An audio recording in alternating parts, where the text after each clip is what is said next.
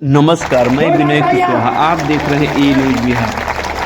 आज भारत के ग्रेटर नोएडा में सम्राट अशोक कन्वेंशन केंद्र की आधारशिला एवं 2286वां धम्म विजय दिवस का आयोजन किया गया। यह कार्यक्रम सम्राट अशोक क्लब द्वारा किया गया। इस कार्यक्रम के मुख्य अतिथि नेपाल सरकार के पूर्व कैबिनेट मंत्री डॉक्टर केशव मान मौर्य उपस्थित थे, जिन्हें सम्राट अशोक क्लब भारत के राष्ट्रीय अध्यक्ष डॉक्टर दीनानाथ मौर्य ने सम्मानित किया। आइए हम आपको दिखाते हैं डॉक्टर केशव मान मौर्य ने भारत के प्रति अपनी रवैया को, अपने सम्मान को, अपने रिश्तेदारी को किस तरह व्यक्त किया और एक भावुक होकर भारत को अपने मामा का घर बताया और मामा और नाना जैसे रिश्तेदारी और रिश्ते को जोड़ा। इसे देखने के लिए बने रहिए।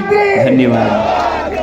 भारत नेपाल मैत्री, भारत की बंटेगण सबको वंदना और मंच में आसीन मित्रगणों को हार्दिक नमस्कार और यहाँ उपस्थित सब सहभागी लोगों को मेरा बहुत हृदय से नेपाल से जो है लाए हुए नमस्कार आपको।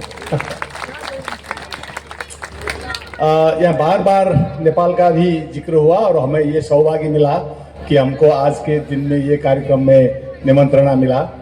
तो हम खास ये जो वहाँ भी 5-6 दिनों का जो है विदा अथवा ये वैकेशन होता है, तो हम इसमें वहाँ भी नेपाल में भी ये दशहरा का ही सीजन है, लेकिन हम जो है उसमें घूमने जाते थे।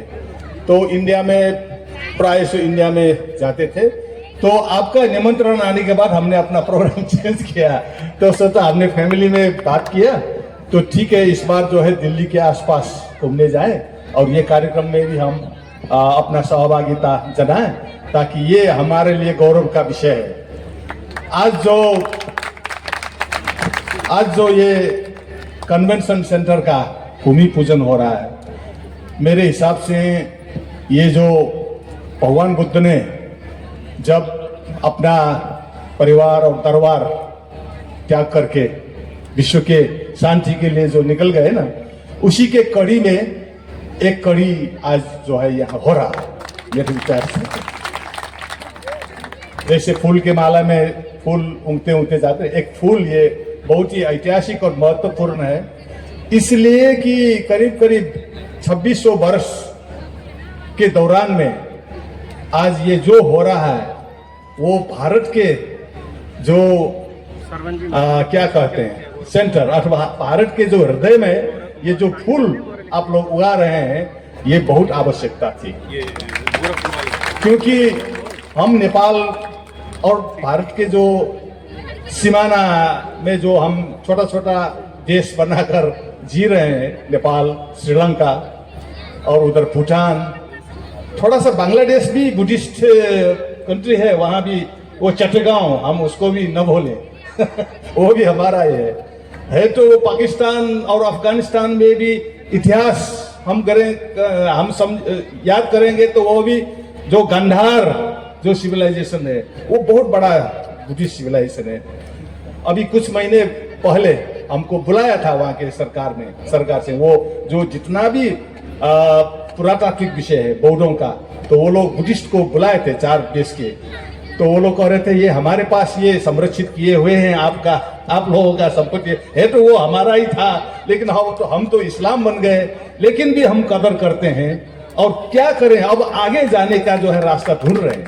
ये बात उनका भी मैसेज है, होगा अपने उसमें। लेकिन उन पाकिस्तान से जो हमको बुलाया और 4 सरकार के प्रतिनिधि हम भी गए थे, तो उन्होंने कहा कि दिखाया इतना बहुत बड़ा वो पुरातात्विक स्थल है तक्षशिला। वो अफगानिस्तान में तो बामियान का बहुत ही दुखद घटना हुई, तालिबानों ने इतना बड़ा जो, अब जहां भी जाएंगे तो फिर सम्राट अशोक का बात और उसके बिरादरी का भी बात निकलता है। मैं थोड़ा सा इसमें इंटरेस्टेड हूँ क्योंकि जो नेपाल, जो थोड़ा सा नेपाल के बारे में मैं आपको जानकारी दे दूं। ये जो मौसम, ये जो ओकेजन है उसमें सांदर्भिक भी है। तो नेपाल जो है काठमांडू वो नेपाल का सभ्यता, संस्कृति और राष्ट्र निर्माण वो कपिल वस्तु और ये जो रामग्राम शाक्य और कोलियों ने जो एक घटना हुई थी, कौशल के जो बिडुडब ने हमला किया था और नरसंहार किया था, तो वो वहां से छोड़कर भागना पड़ा। तो कुछ लोग, अब जो मैं काठमांडू नेपाल से आता हूं, वहीं से उसी समय से जो है हमारा संतति चल रहा है। अभी भी हम अविच्छिन्न और जीवित ढंग से भगवान बुद्ध की जो धर्म को बचाए रखे हैं। तो वहां जो है आप जाएंगे, आप काठमांडू आएंगे तो आपको जो है जो सुना यहाँ वो बिल्कुल फर्क निकलेगा। आप काठमांडू जाएंगे तो वहां बुद्ध ही दिखाएगा। 500 तो अभी भी बिहार है, बौद्ध बिहार, वो बिहार में हम संघ चलाते हैं, हम उस बिहार का सदस्य होते हैं। तो हमने सोचा कि वो जो भगवान बुद्ध के समय से सम्राट, अब भगवान बुद्ध के समय में वहां जाकर हमने 2 नगर बसाए, दक्षिणी कोलीग्राम और उत्तरी कोलीय ग्राम। 2 कोलीय ग्राम, कोलियों के नाम में, क्योंकि वो रामग्राम से है। तो कपिल वस्तु के भी है, लेकिन अब जो है वो लोग सब अपना नाम जो है शाक्य लिखते हैं। तो सम्राट अशोक समय जब आया तो उनके 2 बेटी थे, बहुत महत्वपूर्ण। एक बड़ी बेटी वो श्रीलंका गई, भिक्षुनी संघमित्रा। तो वहां भी आज तक श्रीलंका जो बहुत स्ट्रांग बुद्धिस्ट स्टेट है। तो दूसरी छोटी बेटी थी चारुमती, वो चारुमती काठमांडू आई थी। तो इसीलिए काठमांडू, लेकिन अब इंडिया में ऐसा भ्रम आप लोगों को दिया जाता है कि नेपाल एक विश्व का एक ही हिंदू राष्ट्र है। वो वहां जाएंगे तो वो नहीं मिलेगा आपको, वो गलत है। ये भारत में जो, अब मैं कहना तो नहीं चाहता हूं, लेकिन यहाँ क्यों वो हिंदू देश का जो, इंडिया तो शायद नहीं हुआ, तो वो नेपाल को जो है कहना चाहते, लेकिन नेपाल सही नहीं। इसीलिए नेपाल में जो रिवॉल्यूशन हुआ, जो क्रांति हुआ, करीब 20 वर्ष हो गया, तो हम लोगों ने फिर भारत का जो बहुत ग्रेट पर्सनालिटी बाबा साहब अम्बेडकर, उन्होंने जो संविधान, अभी भी हमने शुरू में संविधान का जो पत्र पढ़ाया सुना, बहुत ही भाव विभोर होने वाला है, क्योंकि मानवता का जो पूर्ण रूप उसने दिखा देता, मानव का जो संभावना है, जो भगवान बुद्ध ने जो बनाया था, मानव को जो ईश्वर से भी ऊपर जो ले गया था, वो भारत के संविधान में लिखा है। तो इसीलिए हमको जो है भारत के संविधान को जो नमन किया, वो मेरा भी जो भाव विभोर, क्योंकि हमने जो अभी नया जो राष्ट्र बनाया, उसका संविधान यही का करीब ज्यादा से यहीं से लिया है। इसमें जो है अब गणतंत्र है, वो एक तंत्रीय राजशाही चला गया, क्योंकि वो थोड़ा सा अच्छा नहीं लगा, क्योंकि वो हिंदू का जो थोड़ा सा वो डोमिनेशन का साथ जनता ने अच्छा नहीं लगा, तो उनको भी जाना पड़ा। और उसके साथ साथ वो हिंदू राज्य का बनाया था जबरदस्ती, भारत के ही वो प्रयास था, तो वो भी चला गया। अब हम धर्मनिरपेक्ष राष्ट्र, आप लोग पंथ निरपेक्ष कहते हैं। ये 700-800 वर्षों में हुआ एक बड़ा बदलाव है। तो अब हमारे पास संहिता भी है, और आपका जो यहाँ जातीय विभेद जो बन गया था, जो हिंदू का जो वर्ण सिस्टम था ना, वो बहुत ही प्रभाव किया राज्य में और समाज में। तो यहाँ भी समस्या है, तो वहां भी थोड़ा उसका प्रभाव पड़ा, तो वो भी हमको अच्छा नहीं लगा। इसीलिए हमने क्या किया कि उसको जो है सभी को समानता, आपका भी समानता का नारा है, सबको बराबर करने का, सबको ऊंचा निकालने, सबको ऊपर उठाने का। तो ये जो ये अभिलाषा अथवा ये जो आपके संविधान में जो है समानता का, सद्भाव का, जो शांतिपूर्ण समाज निर्माण करने का, वो जो सपना हमारे संविधान में लिया, और उसको हमने अभी नया शब्द दिया, आरक्षण नहीं दिया, वो शब्द को हमने किया कि समानुपातिक समावेशिता, जी ना समानुपातिक समावेशिता। वो थोड़ा सा सैद्धांतिक बन गया, वो अधिकार है अब हमारा, वो कोई राज्य से मांगने का विषय नहीं है, वो संविधान से अधिकार प्राप्त है हमारे जो है समावेशी समानुपातिक समावेशिता। और इस तरह जो है नया संविधान जो बन रहा, और हम भी बहुत प्रफुल्लित होके, भगवान बुद्ध के जो आधार पर निर्माण हुआ राष्ट्र था नेपाल, क्योंकि सम्राट अशोक जब आए वहां भी 2 नगर बन गए। एक चारूमची के नाम पे चारूमची वहां आई थी और उनका जो है देवपाल शाक्य से एक राजकुमार से शादी हुई और उसको हम देवपाल महाराज कहते हैं वो संबोधन में। तो वहां देवपट्टन नाम के एक नगर बन गया। उसी नगर के भीतर जो है पशुपति एक विहार था, लेकिन बाद में जो है वो अभी हिंदुओं का बहुत बड़ा मंदिर है वो। लेकिन वो वहां भीतर जाएंगे तो आप अभी भी बुद्ध बौद्ध विहार का अवशेष आपको दिखाई देगा। एक छोटा सा जानकारी। और दूसरा जो है वो एक नदी है बागमती नदी। बागमती नदी के दक्षिण पर सम्राट अशोक के नाम से एक नगर बनाया, नया नगर। वो सम्राट अशोक के समय में अशोक पट्टन कहते हैं और हम लोग अभी उसको पाटन कहते हैं। और उसका थोड़ा सा औपचारिक नाम में ललितपुर कहते हैं। वो ललितपुर जो है कपिलवस्तु अथवा रामग्राम या सम्राट अशोक के समय में जितना भी कला कौशल और संस्कृति, कला कौशल संस्कृति और मानव का जो आप देखेंगे तो इतना कलात्मक शहर आप शायद विश्व में कहीं भी नहीं मिलेगा अभी भी। ललितपुर वहां करीब 300 विहार है। सब विहार जो है कलाकृति से भरा हुआ है, बुद्ध का मूर्ति वगैरह और बहुत ही। अब इसका प्रमाण मैं जो कह रहा हूं आपको शायद मैं झूठ बोल रहा होगा, लेकिन इसका साक्षी तो है यही मंच पर, क्योंकि करीब कितना 6-7 महीना हो गए थे। आप ये मंच में आसीन सभी नेतृत्वगण, ये अशोक सम्राट अशोक क्लब के राष्ट्रीय अध्यक्ष से लेकर जो है प्रदेश के अध्यक्ष लोग, अब आप जो नहीं आ पाए उस समय थोड़ा सा आपका समस्या था, तो आप लोग आए थे 7 लोग, तो उन लोगों को दिखाया हमने। तो अभी भी जीवित हैं, वो झूठ नहीं है, वो सच्ची है, वो यथार्थता है। तो बुद्ध का जो सम्राट अशोक का जो देन था उसको जो है वो चारूमती बिहार का जो एरिया था वो ही पहले जो है सम्राट अशोक के समय में राज्य का केंद्र भी था। और बाद में लिच्छवी लोग आए, वहीं उसी को केंद्र बनाकर फिर लिच्छवियों ने भी बुद्ध धर्म को बहुत बढ़ावा दिया। लेकिन करीब करीब 700-800 वर्ष पहले अथवा 1000 वर्ष के उसमें थोड़ा सा उसमें अप एंड डाउन हुआ। कुछ हमको शंकराचार्य का एक कथन है, वो आकर बहुत सी नुकसान किया था, लेकिन हम लोग ने उसको डट कर सामना किया। और अच्छा समय में भी और बुरे समय में भी हमने संघर्ष करके ये सम्राट अशोक का जो संस्कृति सभ्यता को भी बचाया है। भगवान बुद्ध का तो वो जो उपदेश को तो हमने वहीं रखा है, हमने अपने जीवन जी रहा हूं। तो भारत फिर इतना बड़ा और सेंटर तो भारत है ना इसका, हम लोग तो उसको बचाए रखे हैं।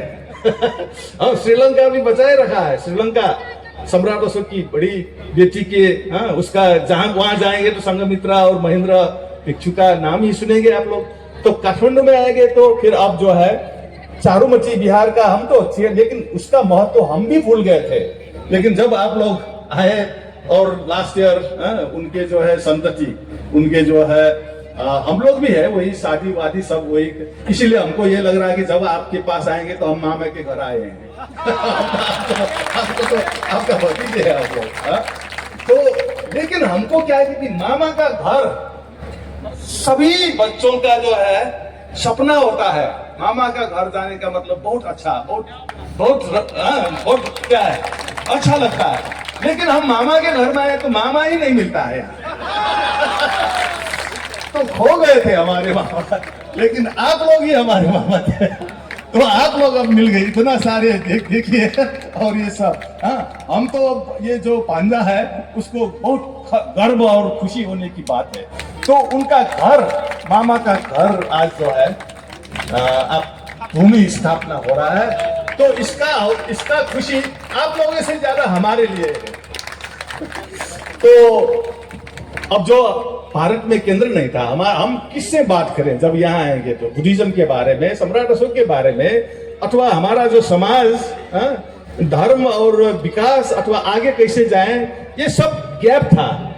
और हमने जो है 2-3 साल पहले डॉक्टर सच्चिदानंद मौर्य जी का यूट्यूब देखा था काठमांडू में, तो हमको लगा कि ये आदमी को हमको काठमांडू बुलाकर सुनना है, लेकिन वो संभव नहीं हुआ।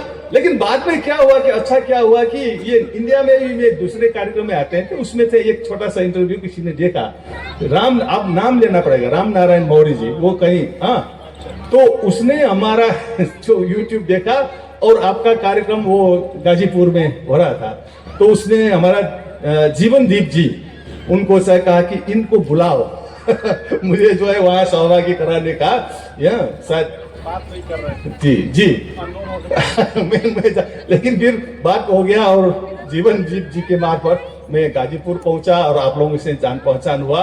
इसके बाद फिर आप लोग थोड़ा सा रेकी में 2-3 लोग काठमांडू आए, दिखाया और उन्होंने सर ये तो काठमांडू तो सम्राट अशोक क्लब, अगर नेपाल के काठमांडू नहीं गए और उसके जान पहचान में क्या सम्राट क्लब सम्राट अशोक क्लब का कोई अर्थ नहीं, क्योंकि अपने जो बुआ के घर नहीं आए तो क्या हम कैसे मामा आपको मानेंगे, हाँ?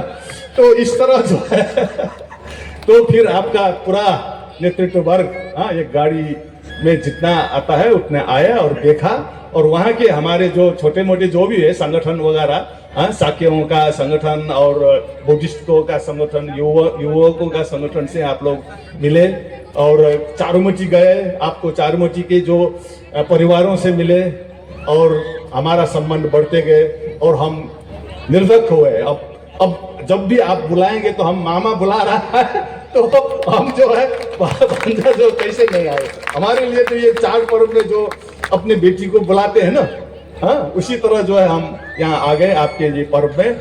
बहुत बहुत अब सफलता की शुभकामना है और भी आप लोगों को काठमांडू आना है, देखना है और आना जाना है, और बहुत विषय में हम लोग जो है विचार विमर्श करना है आगे जाने का। अब जो है आगे जाने का रास्ता, पहले तो कुछ भी नहीं था, कुछ अंधकार जैसा था, अब प्रकाश आप लोगों ने जो है सभी जगह में प्रकाश का देना शुरू कर दिया। अब हमको आगे जाने का साथ मिलकर, मेरे विचार से हमको जो है श्रीलंका के जो है वहाँ भी संपर्क करना है और चट्टगांव बांग्लादेश में भी संपर्क करना है।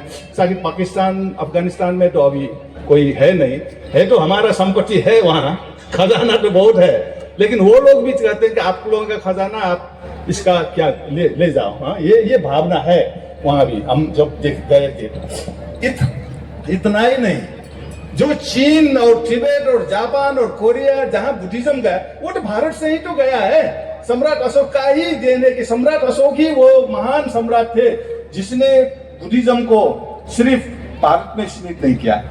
उन्होंने जो धम्म मिशन सभी जगह, वही एक धम्म मिशन काठमांडू में आया था, एक धम्म मिशन श्रीलंका गया था, तो यही धम्म मिशन के कारण आज जो विश्व में जो बुद्धिज्म का जो मैसेज है और शांति, विश्व का शांति का एक आधार तैयार किया हुआ।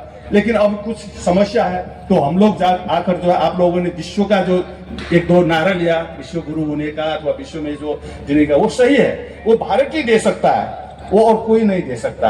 लेकिन भारत में कौन देगा, देने वाला कौन है? तो कोई नहीं था, लेकिन आप लोगों ने जो शुरुआत किया, आप ही उसका अथॉरिटी बन जा सकते हैं और उसमें सफलता मिले। और हम भी अपने मामा के मिशन में हम भी साथ रहेंगे। बहुत बहुत धन्यवाद। पवत सब मंगल।